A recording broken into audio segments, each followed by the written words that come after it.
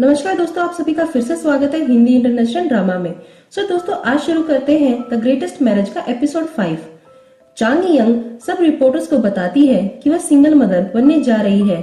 जब वह press conference खत्म करके बाहर की ओर आती है, तभी जो युन चो चांग यंग को कहता है, क्या यही तुम्हारा प्लान था? क्या तुम यही करना चाहती थी? पीछे से रिपोर्टर्स चा से पूछते हैं, क्या वह अब भी एंकरिंग करेगी या फिर अपनी जॉब छोड़ देगी। चा कहती है कि न्यूज स्टेशन पर ऐसी कोई भी पॉलिसी नहीं है कि एक प्रेग्नेंट औरत एंकरिंग नहीं कर सकती। फिर वह रिपोर्टर्स जो युन चो से पूछते हैं, हमारे पास वे फोटो हैं जिसमें तुम चा को हॉस्पिटल में ले जा रहे थे, क्या तुम चा की प्रेगनेंसी के बारे में पहले से ही जानते थे? जो युन चो उन्हें धक्का मारकर बाहर भाग जाता है और चा की गाड़ी के सामने आकर उसे गाड़ी से बाहर निकलने को कहता है, लेकिन चा गाड़ी को रोककर जो युन चो की ओर देखने लगती है। जो कहता है, तुम्हारी इस हरकत के बाद तुम्हें एंकर की जॉब से हटा दिया जाएगा। चा बिना कुछ कहे अपनी गाड़ी लेकर चली जाती है। पीछे सभी रिपोर्टर्स चा का इंटरव्यू लेने के लिए उसकी ओर भागते हैं। दूसरी ओर पार्क अपनी जॉब लोकेशन पर आकर देखता है कि चा ने प्रेस कॉन्फ्रेंस पर सिंगल मदर बनने की बात को कह दिया है। म्योंगी भी न्यूज स्टेशन पर चा की प्रेगनेंसी की न्यूज को देखकर बहुत हैरान हो जाती है। चांग यंग की माँ भी चा को टीवी पर देखती है और प्रेगनेंसी की न्यूज देखकर उनके तो पैरों के तले से जमीन ही निकल जाती है। वहीं चांग यंग डॉक्टर से मिलने जाती है। डॉक्टर चा को बताते हैं कि सभी रिपोर्टर्स उन्हें कॉल करके चा की प्रेगनेंसी के बारे में पूछ रहे हैं। फिर नर्स रूम में आकर सभी को बताती है कि रिपोर्टर्स हॉस्पिटल के सामने इकट्ठे हो गए हैं। डॉक्टर नर्स को सभी गेट बंद करके उन रिपोर्टर्स को बाहर ही रोकने के लिए कहते हैं। फिर डॉक्टर चा को पूछते हैं, तुमने सबको स्पर्म डोनेशन की बात क्यों कही? चा बताती है कि मैं अपने बच्चे के पिता से शादी नहीं कर सकती। डॉक्टर कहते हैं, तुम्हें क्या लगता है, क्या इस बच्चे के पिता की फैमिली को इसके बारे में पता चलेगा तो वे बच्चा तुम्हारे पास छोड़ देंगे? चा कहती है, इसके पिता और आपके अलावा किसी को भी पता नहीं चलेगा। डॉक्टर चा की बात को समझते हैं। नर्स रिपोर्टर को बाहर ही रोकती है और हॉस्पिटल के दरवाजों को बंद कर देती है। चा हॉस्पिटल के पिछले गेट से बाहर जाती है, जहाँ पहले से ही रिपोर्टर्स चा का इंतजार कर रहे थे। रिपोर्टर फिर से चा से वही सवाल पूछते हैं, क्या वह अब भी एंकरिंग करेगी? जिसे सुनकर चा को गुस्सा आ जाता है और चा उन्हें धक्का देकर वहाँ से चली जाती है। पार्क अपने फोन पर चा के हो रहे सभी इंटरव्यू को देखता है। वहीं न्यूज स्टेशन पर प्रेसिडेंट जल्दी से मीटिंग को रखवाते हैं। वहाँ मौजूद बोर्ड मेंबर कहते हैं कि हमें चांग यूंग को जॉब से हटा देना चाहिए और उसकी जगह कांग यूंग जो को एंकर बना देना चाहिए। प्रेसिडेंट कहते हैं कि अगर हम यह करते हैं तो वुमेन्स ग्रुप हमारे खिलाफ हो जाएंगी और वे धरना भी कर सकती हैं। सारे कोरिया में यही न्यूज चल रही थी कि एंकर चांग यंग सिंगल मदर बनने जा रही है। चांग यंग अपनी न्यूज एंकरिंग के लिए न्यूज स्टेशन पर आती है। उसके पीछे वे रिपोर्टर्स स्टेशन तक पहुंच जाते हैं। गार्ड उन्हें बाहर ही रोक लेते हैं। न्यूज स्टेशन पर सब लोग हैरान होते हैं कि चा अब भी न्यूज स्टेशन पर एंकरिंग के लिए आई है। चा बाहर बोर्ड पर देखती है कि उसकी जगह किसी और एंकर का नाम लिखा था। फिर वह मीटिंग में चली जाती है। वह सबसे न्यूज की शीट मांगती है, पर कोई भी चा को नहीं सुनता। कुछ देर बाद जो युन चो भागते हुए ड्रेसिंग रूम की ओर आता है, जहाँ लोग उसे बताते हैं कि चांग यंग न्यूज एंकरिंग के लिए तैयार हो रही है। जो युन चो सब पर गुस्सा होकर कहता है, उसे जाकर नोटिस दिखाओ कि अब वह एंकर नहीं रही है। वे लोग गेट के नीचे से देखते हैं कि चांग यंग न्यूज के लिए तैयार हो रही थी। जो युन चो दूसरी एंकर को तैयार होकर एंकरिंग के लिए रूम में आने के लिए कहता है। तभी वहाँ पार्क तेयन आ जाता है। जो युन चो पार्क को कहता है, तुम यहाँ क्या कर रहे हो? तुम तो एक फूड रिपोर्टर हो। और पार्क बाहर खड़ा होकर चा को गेट खोलने के लिए कहता है। चा गेट खोलकर बाहर आती है। पार्क चा को परेशान करने के लिए चा से पूछता है, क्या म्योंगी तुम्हारे साथ अंदर है? चा कहती है, नहीं। फिर पार्क कहता है, अगर तुम उससे मिलो तो उसे कहना कि वह मुझे जल्द से जल्द कॉल करे। चा कहती है, ठीक है, मैं उसे जरूर बता दूंगी। और चा फिर से ड्रेसिंग रूम में चली जाती है। कुछ देर बाद चा अपनी न्यूज एंकरिंग के लिए न्यूज रूम में आती है। चा को देखकर सब लोग हैरान हो जाते हैं। चा अपनी कुर्सी पर बैठ जाती है और वे सब लोगों को कहती है, क्या अभी तक न्यूज शीट तैयार नहीं हुई है? म्योंगी चा को सुनकर उसके पास आती है और नोटिस दिखाती है जिस पर किसी और एंकर का नाम लिखा हुआ था। चा उसे देखकर कहती है, ये कोई न्यूज शीट नहीं है। म्योंगी ताव दिखाते हुए दूर हो जाती है। तभी वहाँ दूसरी एंकर भी आ जाती है। चा उससे न्यूज शीट मांगती है, पर वह पीछा छुपाकर चा को कहती है कि मैं तुम्हें यह शीट नहीं दे सकती। प्रेसिडेंट अंदर से सब कुछ देख रहे थे। बोर्ड मेंबर प्रेसिडेंट को कहता है कि आप परेशान मत हो, जो युन चो को मैं संभाल लूंगा। प्रेसिडेंट जो युन चो पर फोन करके उस पर गुस्सा होते हैं और उसे जल्दी से न्यूज रूम में आने को कहते हैं। जो युन चो प्रेसिडेंट को कहता है कि वह आकर सब संभाल लेगा।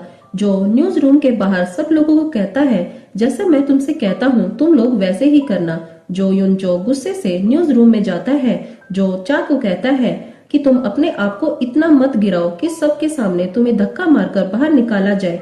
चा कहती है कि मेरी अब तक की मेहनत से यह न्यूज स्टेशन इतने ऊपर आया है। बोर्ड मेंबर कहता है तो तुम इस तरह की हरकतें करके स्टेशन को ऊपर बढ़ाना चाहती हो। जो युन चो म्योंगी को अपने पास बुलाता है। वह म्योंगी को चा की कुर्सी को हटाने को कहता है। म्योंगी चुपचाप जाकर चा के पीछे से कुर्सी को हटाकर स्टोर रूम में रख आती है। बोर्ड मेंबर कहता है तुम्हें एंकर की जॉब से हटा दिया गया है।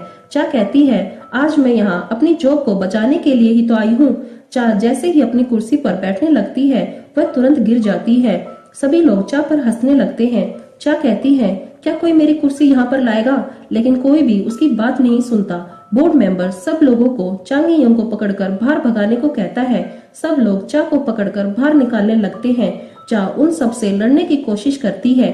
तभी चा को पेट में बहुत दर्द हो जाता है, जिसे देखकर सब पीछे हट जाते हैं। चा बहुत कोशिश करके फिर से खड़ी होती है और अपनी जगह जाकर दर्द में ही खड़ी हो जाती है, जिसे देखकर जो युन चो गुस्से से दूर जाकर प्रेसिडेंट से कॉल करता है और उन्हें कहता है कि न्यूज का टाइम हो गया है, सिर्फ आज के लिए चांगी यंग को एंकरिंग करने दो। प्रेसिडेंट कहता है तो सिर्फ आज के लिए वह एंकर बनेगी, आगे तुम्हें ही संभालना होगा। जो युन चो सबको तैयार होकर और म्योंगी को कुर्सी लाने के लिए कहता है। म्योंगी स्टोर रूम में तो जाती है पर वह कुर्सी को तोड़ देती है। एक क्रू मेंबर जल्दी से एक लकड़ी का डिब्बा लेकर आता है। चा उस पर बैठकर अपनी एंकरिंग शुरू कर देती है। चा की माँ टीवी पर देखती है कि चा ने अब तक अपनी जॉब को बचा रखा है।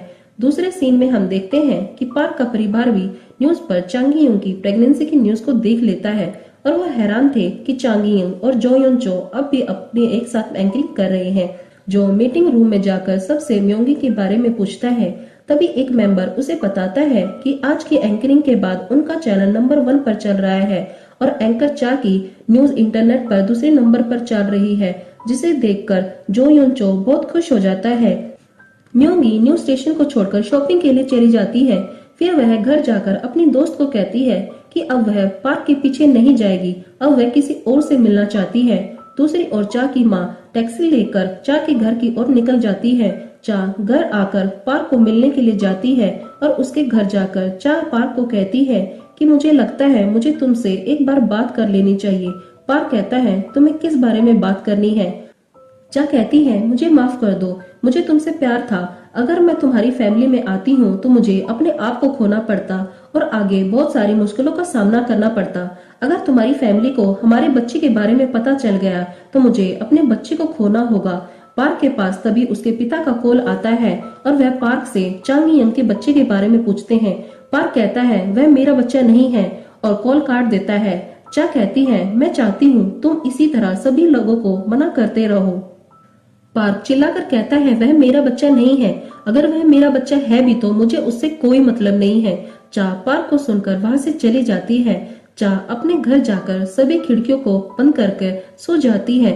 जो युन चो अपने एक दोस्त के पास बैठा हुआ था, जो उसे दिखाता है कि किसी ने उसकी चा के साथ हॉस्पिटल में फोटो खींच ली है।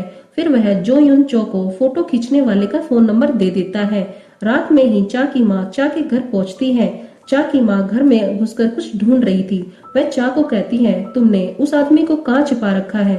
चा कहती है मैंने किसी आदमी को नहीं छुपा रखा है। चा की माँ कहती है तुम बिना शादी के माँ नहीं बन सकती, चलो हम इस बच्चे को अबॉर्ट करवा देंगे। चा कहती है माँ ऐसा मैं नहीं कर सकती। चा की माँ चा को मारती है और फिर खिड़की को खोलकर वहां से कूदने की कोशिश करती है। चा बड़ी मुश्किल से उन्हें अंदर की ओर खींचती है। चा की माँ चा को फिर से उस बच्चे को अबॉर्ट करने के लिए कहती है। चा कहती है माँ क्या आप मेरे पिता से शादी करके खुश थी। चा की माँ कहती है बेटा मैंने तुम्हें अच्छी परवरिश दी है, तुम अपनी जिंदगी इस तरह खराब मत करो। अगली सुबह चा अपनी माँ को बताती है कि वह न्यूज स्टेशन पर जा रही है। चा की माँ कहती है पर तुम्हारा काम तो शाम को शुरू होता है। चा कहती है पर मुझे पहले जाकर अपनी जॉब को बचाए रखना है। फिर चा की माँ कहती है कि जब तक तुम इस बच्चे को अबॉर्ट नहीं करा देती मैं तब तक यहीं रहूंगी। जो युन चो न्यूज स्टेशन पर आकर देखता है कि बाहर बहुत सारी औरतें इकट्ठा हैं। वे औरतें जो युन चो को बताती हैं कि वे सब चांग युंग को सपोर्ट करने के लिए यहाँ पर आई हैं। अंदर जाकर जो युन चो प्रेसिडेंट को बताता है कि कुछ औरतें बाहर खड़ी होकर चांग युंग को सपोर्ट कर रही हैं। प्रेसिडेंट कहते हैं कि मुझे पता था कि यही होने वाला है और चांग युंग की एंकरिंग के बाद हमारा चैनल नंबर 1 पर चल रहा है। जो कहता है पर वह बिना शादी के माँ बनने वाली है। फिर वे सब बात करते हैं कि क्यों ना हम लोग जाके स्पर्म डोनर को ही ढूंढ लें। सुनियो के पब्लिशिंग हाउस में सब यही बात कर रही थी कि चांग यंग बहुत हिम्मत वाली है जो सबके सामने अपने बच्चे के लिए आ गई। सुनियो अपने सभी एम्प्लॉय को चांग यंग को ढूंढकर उसका इंटरव्यू लेने को कहती है। जो युन चो उस आदमी से मिलने जाता है जिसने उसकी और चांग यंग की हॉस्पिटल में फोटो खींची थी। तभी वहाँ वह सुनियो के हस्बैंड को देखता है और उससे पूछता है कि तुमने मेरी फोटो क्यों ली। वह लड़का उसे धक्का मारकर वहाँ से चला जाता है। फिर जो युन चो सुनियो से मिलने जाता है और उसे बताता है कि उसके हस्बैंड ने उसे मारा है। सुनियो कॉल करके अपने नकली हस्बैंड से पूछती है कि वह उससे मिल सकता है। फिर वह जो युन चो पर हंसते हुए वहाँ से चली जाती है। जो वहीं पड़े पेपर्स को देखकर समझ जाता है कि पार्क तनियन और चांग यंग साथ मिलकर एक बुक बना रहे हैं। पार्क एक ब्रोकर के पास जाता है और अपने स्टूडियो को किराए पर देने को कहता है। यह वही स्टूडियो है जो पार्क तेयन ने बहुत मेहनत से खड़ा किया था और यह उसे बहुत प्यारा था। पार्क के पास सुनियो का कॉल आता है कि क्या तुम चांग यंग के बच्चे के पिता हो। पार्क फिर दोबारा से मना कर देता है। न्यूज स्टेशन से घर की ओर जाते हुए चा एक आदमी को न्यूज स्टेशन के बाहर देखती है जो चांग यंग को पार्क के पिता के पास चलने को कहता है। पर चांग यंग कहती है कि वह अभी बिजी है, वह नहीं आ सकती। पार्क के पिता को यह पता चलता है कि चांग यंग ने उनके पास आने से मना कर दिया है। तभी पार्क भी अपने घर आ जाता है और पार्क को देखकर उसके पिता बहुत गुस्सा हो जाते हैं और उसे कहते हैं तुम इस घर में दोबारा क्यों आए। पार्क कहता है मैं हमेशा के लिए आ गया हूँ, मैंने चांग यंग से ब्रेकअप कर लिया है। पार्क की माँ कहती है हमें एक साथ बैठे बहुत टाइम हो गया है, चलो हम डिनर आज एक साथ करेंगे। चा की माँ कहती है मुझे पता है तुम्हें बहुत सारी मुश्किलों का सामना करना पड़ रहा है, इसी शनिवार जाकर हम लोग तुम्हारे बच्चे को अबॉर्ट करवा देंगे। चा कहती है माँ मुझे लग रहा है अगर मैं इस बच्चे को अबॉर्ट करवा दूंगी तो मैं मर जाऊंगी। तभी उसकी माँ कहती है लेकिन मुझे लगता है अगर तुमने बिना शादी के इस बच्चे को पैदा कर लिया तो मैं मर जाऊंगी। पार्क के घर पर सब लोग एक साथ खाना खा रहे थे।